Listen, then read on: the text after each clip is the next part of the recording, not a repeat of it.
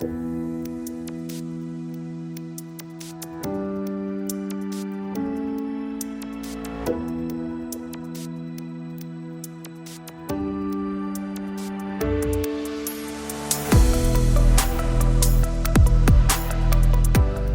is the Seedfield Podcast, the show where Antiochians share their knowledge, tell their stories, and come together to win victories for humanity. I'm your host, Jasper Nighthawk, and today we're joined by Victoria Chang. Victoria is the author of 5 poetry collections, including most recently, Obit. She's long been active across the literary world, from organizing the Idlewild Writers' Week to serving for many years on the National Book Critics Circle. Here at Antioch, Victoria has been serving as the chair of our MFA in creative writing. I'm super excited to talk with Victoria about her work, her writing, and especially the thread that runs through it, the idea of literary citizenship. Welcome to the podcast, Victoria. Thank you. It's a pleasure to be here. So Victoria, before we jump into all the questions that I want to ask you, I feel like I should give our listeners a little bit of backstory and lay my cards on the table. I've known you for about 4 years. I met you actually the very first evening of when I started my own MFA at the Antioch MFA in creative writing in Los Angeles that you now are the chair of. The way that the program you run is structured is that you have these 2 10-day residencies, one in June and one in December. And the rest of the year, the students are able to be wherever they need to be in the globe. But then during those 10-day residencies, which is why it's called a low residency program, everybody comes to campus, at least when there isn't COVID. So that's where I was. I was just starting in this program, and I came into the hall for the opening night banquet and sat down at a table and struck up a conversation with this very interesting person who I didn't know if they were a student or if they were another faculty. And later I realized when you got up and read these brilliant poems for like 20 minutes at the very end of the dinner as the featured reader, I realized that you were actually a very prominent poet and a great poet, and that I'd been talking really to a great writer. And it was such a special way to start the MFA for me. And it was even better when you later came back as core faculty in poetry. And by the time I graduated, you were chair of the program. But I go back to that first night because I feel like you really brought me into this world of writers that I would feel welcomed into again and again. This was a place where people would take me seriously and be kind to me, even if it turned out they were like the person who was being celebrated that night, that you would take me like a very first night of being a student. You would take me seriously. So that I think that kind of guides me into my first question, which is, I think that as an example of literary citizenship and of creating that kind of literary community.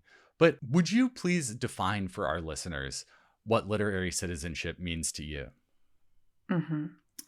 Yeah. I mean, I think it can mean many things. And I think it can mean different things to different people, and also may change in its meaning to an individual over their lifespan as well.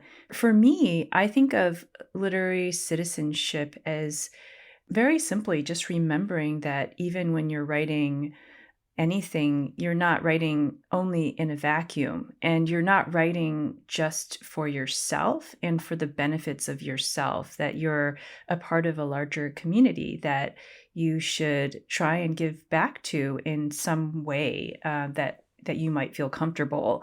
For me, actually, at a larger level, literary citizenship, I think over time has become this sort of way in which I navigate the world and live the world in terms of building something or helping other people and enabling other people, helping to build, assisting, whatever words that we want to use, to build a kind of more equitable and just community. And one that when I was younger, I would have loved to have been a part of, but obviously wasn't a part of. So I think for me, that's sort of how I've kind of ended up thinking about literary citizenship, is like if we had a clean slate, or as I always say in our program, if we had a table with just a bunch of butcher paper on top, like how would you actually make something versus, oh, here's this thing that's totally broken.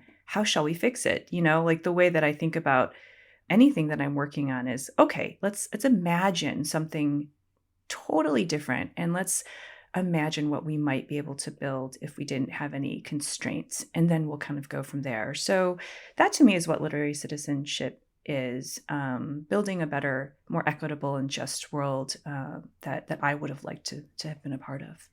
Victoria, could you tell us some of the specific actions and activities that could go into actually embodying literary citizenship? Like on the level of big institutions, but also the smaller actions that like an individual writer can take. Yeah, I mean, well, there are so many institutions, and even sort of, I guess I wouldn't even I'll call them institutions, but they're smaller communities. So, I mean, it's really at every single level in every single place. And it's, I always say in the program that our social justice mission is sort of like a crystal in which every decision gets refracted through. So, when it comes to literary citizenship, I think of it as the same thing. I mean, I do hundreds of things in one day. I send out and receive hundreds of emails in one day. And even just the way that I communicate with people is a way of literary citizenship, or practicing my own poetics of citizenship and community. And people email me all the time. So I get emails from younger writers or people I don't know. It's like you could ignore all of those emails and probably be fine. I actually respond to all of them, unless I forget, but I really do try and respond to all of them. I think of mentoring younger BIPOC women poets like myself a lot. I try and write blurbs for those writers as much as I can. I'm constantly doing that kind of work. I think a lot of older poets do that work today too. So not at all to sort of pat myself on the back, but that's just one example that I take really seriously. Yeah, this generosity is kind of a remarkable thing too. It doesn't seem like everybody is embodying this at all times. I think it's sort of like the opposite of another pattern that we see, which is that people, once they attain a level of success, they sort of pull the ladder up behind them, Yeah. or they don't help others to achieve the level that they've achieved. Absolutely. And I think, how one behaves on social media and how access is a big issue for me. I mean, granted, one doesn't want to be so accessible, but people can contact me pretty readily, and they do, and ask for help and things like that. And, so I just think sharing things that other people are doing on social media and recognizing that there's so many marginalized poets, and marginalized in so many different ways, and marginalized writers, and having been on both sides of that, in terms of the books that I've published, sometimes have gotten zero attention. And last year, has gotten that my book Obit has gotten an enormous amount of attention. So recognizing that there are always a lot of other books that people are publishing, or poems that are out in the world that just maybe need someone to share those to the world. So I try and do a lot of that work on Twitter, for example. And it's really just, I try and read very broadly and widely, and then I try and share things that other people might be interested in. So I think that's a part of literary citizenship. I think speaking up and advocating for different marginalized people or groups or situations where you feel like there are things that are wrong or shouldn't be done a certain way, or something that's offensive, that happens all the time in every institution that I'm involved in, and the amount of misogyny, unprofessionalism, racism that occurs in any world, but especially the literary world, is truly astounding. And I'll regularly do that work and just say, hey, I don't think that's acceptable. And I think, what you said is misogynist or something like that. I'm happy to point that out to people if I need to, because I think sometimes people don't see those things. And then at least we can have a conversation around those things. So I think I think a lot of that work is done on a daily basis. And I think it just accumulates over time that you feel like that's pretty much how I live my life. Thank you so much for giving us this definition of literary citizenship and these great examples of it from your own life. But I thought you brought up something really interesting, which was a wish that more people had embodied these values when you were first starting your career as a poet. And I know that the first book that you actually published was Asian American Poetry, The Next Generation, which was actually an anthology of other people's poems primarily. So, how did you choose to do this kind of active service to other poets at the outset of your career? And how would you have appreciated more support that maybe you would have gotten if you were an emerging poet today? Yeah, I think I have these grandiose ideas. So some of my friends call me entrepreneurial. I just call myself sort of all over the place. And one thing that I'm always thinking about is how to, fill needs, make things better. And for me at that time, because I'm as old as I am, it was very difficult to find poems by Asian American poets because things weren't online and you'd have to go to like the bookstore and buy the latest journal, and then you'd have to go look in it, and it was really hard, and there's so few of us that were writing at the time and then being published at the time, and I wasn't. I had just started writing, and I just really just it was purely personal. I wanted to read poems by Asian American poets in one place, and so I just went ahead and decided that I wanted to do this project. And yeah, I mean, I did the best I could. I remember a very prominent poet, Asian American poet at the time, when asked to do an introduction, was like, "Who the heck is this person?" Like, as if my anonymity pretty much was a reason why he didn't want to be involved in the project. And then times were a little different, back then. And I think credibility and having published books, those are all things that still matter today, but matter much less. Like you and I could right now start a literary journal right here, and no one would think twice about it. No one would think, oh, has Victoria published anything, or has Jasper published anything, or who are these people?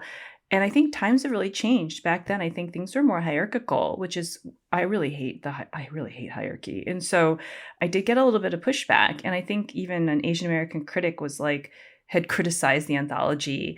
And sometimes I think your own community can be the most critical of, us. And so that hasn't changed, to be honest. I think that each community understands itself better than anyone else could. And so outside communities are often more welcoming of things that one does, but the internal communities are very much so doing a lot more questioning and deconstructing. And it's not a bad thing. It's only because we understand all of the little nuances of things a little bit better. But it taught me a lot of important lessons about community and how this was a group of people, writers, that could be very ungenerous and catty and competitive and all the things that I didn't want to be. And so I think, and wasn't inherently, I'm naturally a connector. I think I try and be generous, and I try and give people the benefit of the doubt. I'm positive. And so I try and do all of those things based on those early experiences. So they absolutely shaped me and just confirmed the kind of person that I wanted to be in this world. Yeah. I mean, I think this maybe brings us towards another thing that I wanted to talk about, which is the potential downsides of working as a literary citizen, both that sometimes people say, oh, that's energy that you could be putting into finishing your manuscript right now.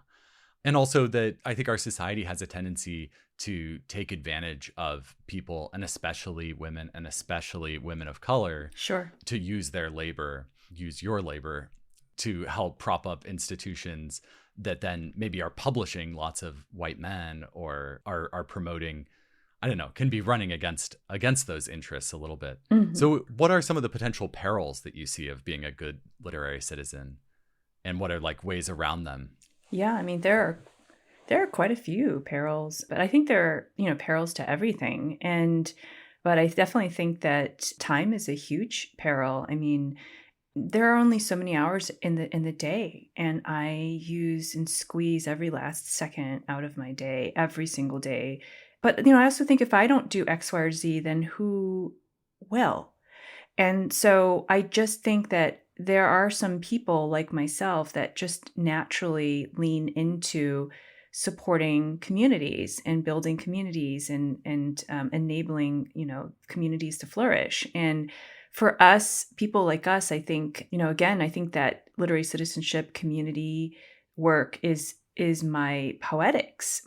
It's like I don't know if my body of work or the work that I do outside of my own writing is more important. But I definitely know that they can't live without each other. So in some ways, the work I do outside of my own writing fuels my writing, and vice versa, I hope.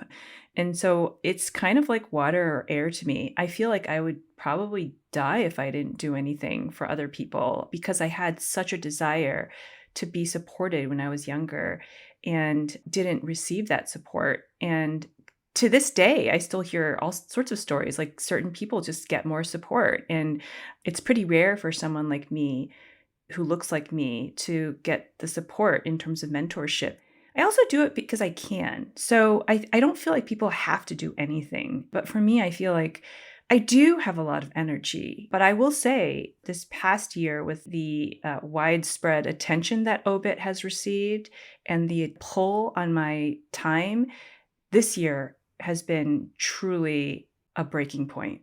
So that it was just like one last thing that I couldn't, like, it really did break me, and continues to break me. I'm sorry to hear that. It's okay.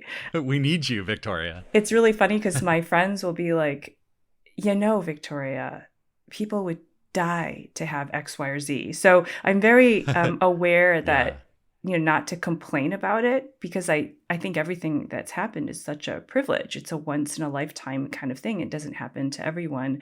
But I will say that my schedule didn't have that space in the schedule. And so all the things that people ask me for now have pretty much, they break me on a daily basis. So I spend a lot of time responding to email way past 5 p.m. Let's put it that way. Yeah. How do you take care of yourself and make sure that this work of fostering community and giving back is sustainable for you? I haven't figured that out yet. I'm in the midst of figuring that out right now. So I'm actually trying to do that right now because it's not sustainable. I thank you. That's a very honest answer too. I don't have the silver bullet. I don't. I feel like we could hear that more often sometimes. Well, I wanted to turn and talk about the MFA program that you're the chair of, which I think consumes a great deal of your efforts as a nurturing literary community and being a literary citizen. So why did you choose to take on this tough and not always, super rewarding role of being the chair of a creative writing program? Yeah, I mean, I think that, well, I always joke, it's like I didn't choose it, that it sort of, there was no one else to do it. But I do think it's sort of a natural tendency of mine to think very high level and strategically. And I think I just have that kind of personality. So I often have gotten tagged to do these kinds of jobs unwillingly. But once I get my hands on something, I'm definitely going to work really hard to make sure it's operating in a way that it should. And I demand a level of excellence in anything that I'm responsible for. Otherwise, I won't put my name on it. And so I have worked really hard with a great team of people to make important changes to the program over the last 3 or 4 years. Yeah. I remember when I was in the program, one of the small changes that you did was you said, hey, we haven't been actually teaching poetics here in many years. So I'm going to teach a course on scanning verse and trying to find the meter in writing. I know that a lot of your initiatives and reforms have been less specifically at the writing aspect and more at the citizen aspect. I know that you started the MFA newsletter, which I read religiously, which is called the MFA Citizen. And you also started the new MFA interview podcast, which is the LitSit podcast. And you did a handful of interviews for it right when you were launching it. Now it's more student interviews. So I know I just listed 2 of these ways that you're promoting literary citizenship. What are the specific ways that you use the program and that you've kind of designed the program to promote the students into becoming good literary citizens? Sure. Yeah. I mean, one of the biggest changes that we made early on was that, this is a very diverse MFA program, and it was diverse when I first got here. And 40% of our students were BIPOC students, and no one knew this at the time, of course, but I started digging around and asking for some data, and now we're up to 60%. But our faculty didn't mirror that, not even close. And to me, and neither did our guest list, but our special guests that come in during our residencies did mirror that a little bit more. But then, I had issues with that, so we're just going to perform diversity and bring in people to come and give a reading and teach a seminar and then they leave. And so how much have we actually made changes in terms of our program? So there are all those types of issues. So those are some of the things that I worked really hard on. And it took a lot of work to kind of accomplish that. And now I think our faculty is more diverse and, our guests are more diverse. And then just trying to build a quality program and that's student centered and that just doesn't say it's student centered, but is student centered. So just trying to think about what the students might want or what the students might need, and then designing a program that pretty much goes through that filter. And I think before it wasn't quite as much. And now I think every decision we make is on behalf of the students. And we started offering online electives that are 6 to 8 weeks long in between the residencies to build community. So you can, sit in a class with 12 other students and meet once a week for 2 hours and take a class on poetry craft, or it could be a class on short stories. But here, now suddenly you've met 11 more people. You've made 11 possible new friends to share your manuscript with when you graduate. You've now met a different faculty member that you wouldn't have otherwise. And you get to meet weekly to kind of talk about learn something new, but also pretty much have another opportunity to socialize. And so we've done all these things with student centeredness in mind, and then we've worked really hard on pedagogy. So obviously the workshop model has felt really outdated for a long time, and how people teach in terms of insistence on the silence model in the workshop has been So just to clarify, Yeah. for people who might not Sure. know creative writing pedagogy, the workshop model is where everybody who's in a class, usually like 6 to 10 students, will turn in a story or a poem, and then everybody else will have already read it before class happens, and then we'll have a discussion about it. But the person whose piece is being workshopped is historically has been expected to be totally silent, Mhm. even if perhaps the conversation that's going on is totally missing the point, or is in some ways disrespecting them. Right, exactly. And so there's been talk about unsilencing the workshop model for a long time. Beth Min Wynn wrote an article about this many, many years ago. But I think our teaching at Antioch has stayed pretty static. And so bringing in people to train our faculty to kind of keep them updated, and I say us updated actually, on sort of the newest ways of teaching and ways in which students might be changing. It's on a daily basis. It's how we take care of our students. It's how we talk to them. It's how we support them. Each one-on-one is really a part of, I think, the true meaning of being student-centered. Yeah. Thank you for sharing all of those details. I find them super interesting as a graduate of the program, but I think it's also evidence of just how proactive your leadership is in saying, no, we're going to keep developing our existing teachers through the bringing in speakers around pedagogy, or we're going to otherwise take steps to try and make this better. Mm-hmm.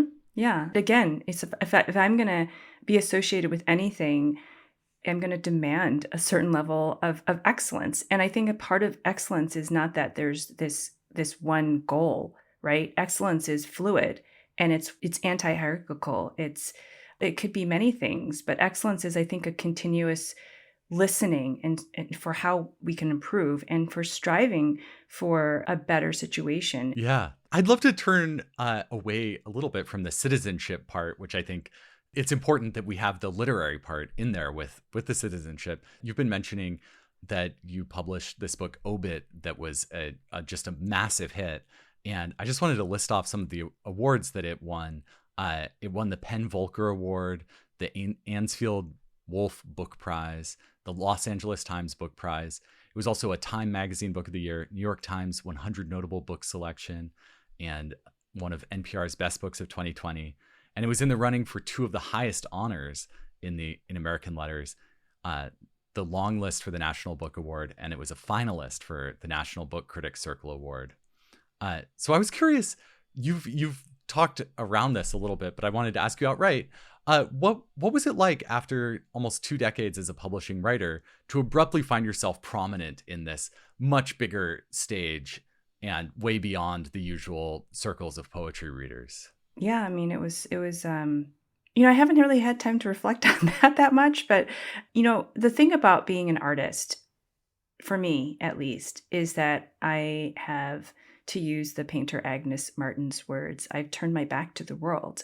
So I was real, I've always been really focused on just the writing, and the writing is what makes me have so much joy and is really my first love. It's the act of writing. And so also being an Asian American woman, that the age that I am, it's not like there were any opportunities for me in the literary world anyway. So it was easy to sort of turn my back to the world. I mean, the world wasn't really aware of me or people that looked like me. And if they were, it was like, oh, let's pick this one person and anoint them like the face of Asian American poetry.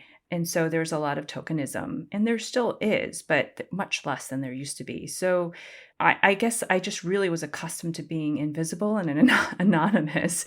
And what happened last year, I have to admit that I knew that the poems were going to attract a certain amount of attention because they had been being published in literary journals for a while. And I had already received a lot of email and, various feedback from people reading it. So I knew that the book was going to do well, but I didn't realize that it was going to be so widespread. Like it was really, it was probably the book that was on every single list, which was really exhausting because then everyone's expectations were really high, and it kind of wore me down after a while. But it was still super exciting. Like every time a list came out and my publicist emailed me, I'm like, oh my God, that's so cool, and I just sort of took it one day at a time. It's interesting hearing you talk about this because it seems like you talk about how books like by people like you, Asian American or Chinese American women, have not often been even on the long lists for these sorts of prizes. And when they have, there's often this expectation that they kind of stand in for that whole ethnic group. And I mean, one thing that is notable about Obit is that it really is not trying to be like a work of Asian American literature explicitly. It is because you yourself are Asian American. But another thing that's interesting hearing you talk about it is that you talk almost as if like there are all of these expectations riding on you, your friends' expectations. And throughout your poetry, there's often this character of Victoria Chang. She dies several times in these obituary styled poems that start, Victoria Chang died August 22nd, 2012 or whatever. I made up that date. But you also published a collection of poems called Barbie Chang, which was about a character kind of like you. So I wonder if there is some distance that you feel between you and the poetic persona of Victoria Chang that runs through your poems. Mm-hmm. Yeah, absolutely. I think that for me, writing poetry is another self. And so also I separate myself when books come out. I don't really think of myself as the poem or the book, I'm really just having a really fun time playing around with language and seeing if I could use language to describe something or some emotion or something else. And so I'm oftentimes not super attached to my own writing anyway. And I'm very happy for the book to find its audience. But I'm really unhappy about my attachment to that book, meaning I am not that book. I am not anything that anyone needs to talk to or see or even know. The book, I just want the book to find readers, and that's it. But that's not at all how this works. This whole system works. When your book does well, everyone wants you, the person who supposedly wrote that book. But to me, it's like, I don't want to go out in the public, but you have to because that's your job. And also you think, wow, I'm really lucky. I should be so happy to have all these cool opportunities to teach at Breadloaf. Teach at Napa. Those were really great opportunities. Very few people actually ever in their lifetime might get those opportunities. So it becomes very difficult to say no. And then when you do them, again, if I'm associated with anything, again, the level of excellence and demands that I put on myself are very high. And so you end up working yourself really hard, and you think, oh, well, this could be the last chance that I have to do this, or this might never come again, or I could die tomorrow, kind of thing. And so you just end up doing everything. So I definitely think that the book has its own life, but then me kind of got towed around, like I was dragged around in the back of a vehicle in a cage, for a year and a half, and continue to be. I have great opportunities that continue to come to me on a daily basis. I mean, I didn't have these opportunities just a year and a half ago. And so it's super cool. And I would be a fool to basically say that they weren't amazing opportunities. So I think that those are opportunities for the person, though, not the book. So, I definitely think of those things as being separate. And I've been trying to find and carve out time to work on some new stuff that I'm really excited about. So that's been really fun too. Yeah. I want to carve out a little bit of space here as we get towards the end of our interview to talk about some of the other books that you have published or are about to publish alongside Obit, but that have received relatively a lot less attention. So you put out this children's book called Love, Love, which is love Right. with a comma between. Yeah. You put that out in June of last year. Uh-huh. And then on October 12th, you're releasing this kind of hybrid creative nonfiction memoir called Dear Memory, Letters on Writing, Silence, and Grief. So I saw kind of a connection there. In the MFA program. You invite students often to do like a genre jump. So if they're studying fiction, they can spend one term studying children's book writing or writing for young people or vice versa. So what has it been like for you to jump between genres? Yeah, I love writing in other genres. And I always say to um, our prospective students and also to our students and everyone that I think genres are very human made. And I think of myself as someone who likes to make things out of language. Whatever vessel that language happens to find itself in is fine with me. And sometimes the themes or the stories are finding their ways into different vessels. So something I may have tried in poetry may not have worked in poetry that well. So I'll try it again in a middle grade novel. Oh, then that works better. I may write it again in creative nonfiction. There are threads that connect these things across each other. There are themes that overlap and get repeated, and I think that's just a part of being human. I mean, I think books are an object that have a defined sort of physical space that it takes up, but our brains and our imaginations and our experiences are not like that at all. I mean, they're very fluid and they're constantly unspooling is a word I used yesterday when I was talking to someone, and there's a lot of spillage. And so I think that's really wonderful. Like, why shouldn't we be able to do whatever we want? And I'm very interested in, trying new things and creativity. And I think part of that is it manifests itself in me writing in different genres. Thank you for sharing that. So as we wrap up, I want to ask you the question that we always use to end the show, but we usually tailor it kind of to the specific person who we're talking to. So is there some lesson or practice or just way of approaching the world that comes out of the idea of literary citizenship that our listeners or other people, be they writers or people who don't identify as writers, that they could take into their lives and their days that you would recommend? Sure. I mean, I think for writers, writing can be so lonely. And I feel like even when you're just talking to someone, like I think there's so many things that happen in your brain. And I feel like a way to think about literary citizenship is just a way to expand your own ideas about whatever it is that you're working on for yourself. So, the whole two brains are better than one brain kind of thing is truly kind of just what literary citizenship is. If you're struggling on your poem or your short story or your novel, go talk to someone. Go talk to someone about, something that you want to do together to make the literary world a better place. And then maybe talk a little bit about what you're working on. And suddenly you're in this conversation with another person about this thing that you've been grappling with, and they might have some ideas for you. And it all kind of comes together in that way. And then you go back and you're reinvigorated and inspired. And then maybe have some ideas from this other person who's also possibly a writer or someone in the community that could help your own writing.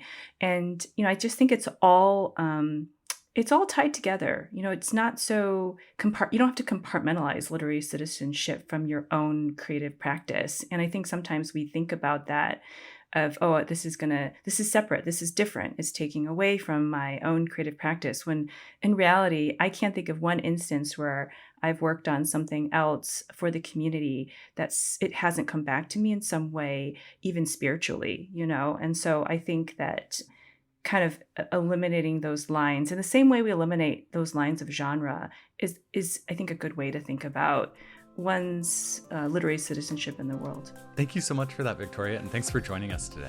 Thank you. It was a pleasure.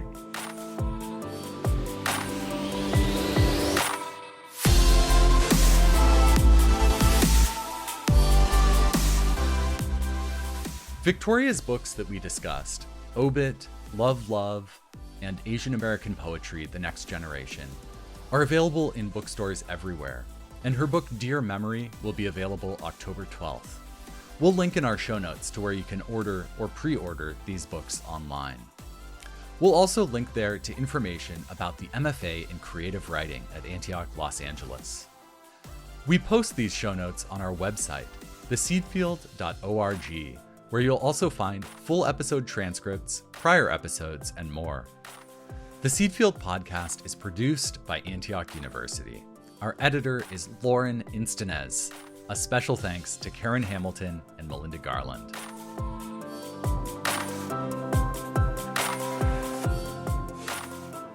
Thank you for spending your time with us today.